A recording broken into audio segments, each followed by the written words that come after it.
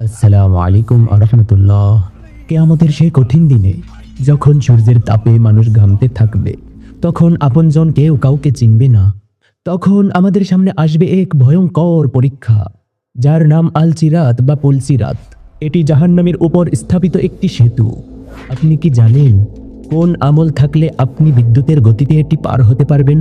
আজ আমরা কোনো গাল গল্প বানোয়াট কিস্সা কাহিনী নয়, বরং সহিহ বুখারী ও মুসলিমের আলোকে জানব পুলসিরাতের সেই শিহরণ জাগানো সত্যগুলো। এক, পুলসিরাতের বর্ণনা ও সহিহ দলিল সহ। রাসূলুল্লাহ সাল্লাল্লাহু আলাইহি ওয়াসাল্লাম বলেছেন, জাহান্নামের উপর সেতু স্থাপন করা হবে। সাহাবীগণ অবাক হয়ে জিজ্ঞেস করলেন, হে আল্লাহর রাসূল, সেই সেতুটি কেমন? তিনি উত্তরে বললেন, এটি অত্যন্ত পিচ্ছিল। এতে থাকবে লোহার কাঁটা ও বাঁকানো হুক। সহিহ বুখারী হাদিস নং ৭৪৩৭। অন্য বর্ণনায় এসেছে, এটি তলোয়ারের চেয়ে ধারালো এবং চুলের চেয়েও সূক্ষ্ম। এর নিচে থাকবে ধাউ ধাউ করে জ্বলা জাহান্নামের আগুন। দুই, মানুষ যেভাবে পার হবে, পারফরমেন্স বা লজিক। সেদিন মানুষ তাদের আমল বা কাজের গতি অনুযায়ী পুলসিরাত পার হবে।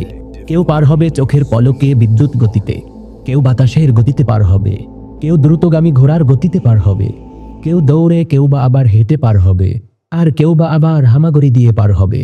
সহিহ মুসলিম হাদিস নং ১৮৩। শিক্ষা: আপনার আজকের নামাজ ও আমলের গতি ঠিক করে দেবে সেদিন আপনার পার হওয়ার গতি কতটুকু হবে এবং কোন গতিতে আপনি পার হবেন।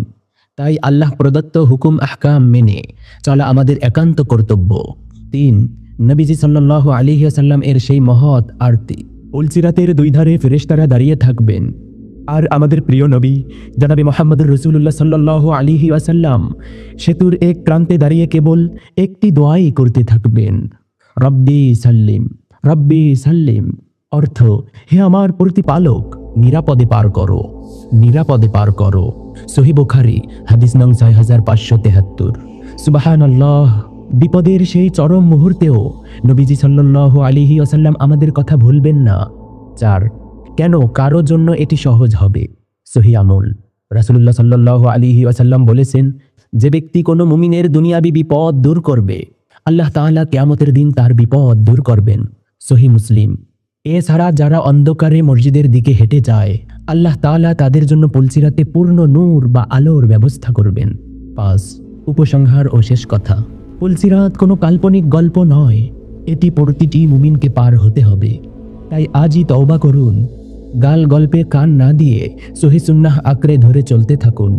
আল্লাহ তাআলা যেন আমাদের সবাইকে নবীজি সাল্লাল্লাহু আলাইহি ওয়াসাল্লাম এর শাফায়াত নসিব করেন এবং বিদ্যুতের গতিতে পুলসিরাত পার হওয়ার তৌফিক দিন।